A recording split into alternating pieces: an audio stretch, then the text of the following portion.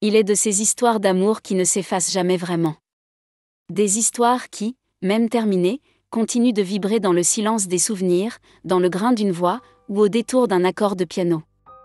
Celle que Julien Clerc a vécue avec France Gall appartient à cette catégorie-là, une passion lumineuse, mais éphémère, qui a laissé son empreinte sur les cœurs, et dans la musique française.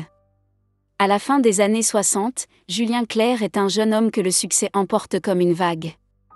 France Gall, quant à elle, tente de se réinventer, lassée de l'image légère et sucrée de la « poupée de cire » façonnée par Gainsbourg.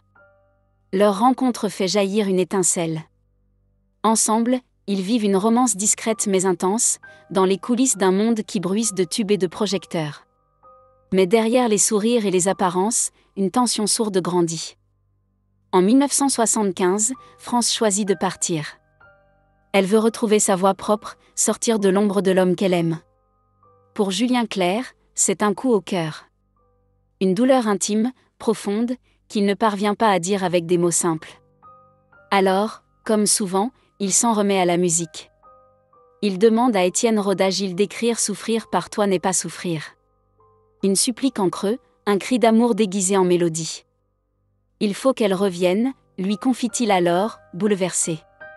Ce sera l'un de ses titres les plus poignants. Des années plus tard, dans 20h30 le dimanche, le chanteur revient sur cette période avec une émotion intacte. On sent, dans le timbre feutré de sa voix, que rien n'a été tout à fait oublié.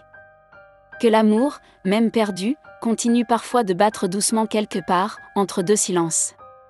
Et comme un écho, une autre chanson plane autour de cette histoire, comme d'habitude, écrite par Claude François, lui aussi marqué par sa rupture avec France Gall. Le destin semblait avoir lié ces artistes à la même étoile mélancolique. France, elle, poursuivra sa route aux côtés de Michel Berger, trouvant en lui un amour fusionnel et une complicité musicale hors du commun. Mais dans les cendres de ce qui fut, il reste les chansons.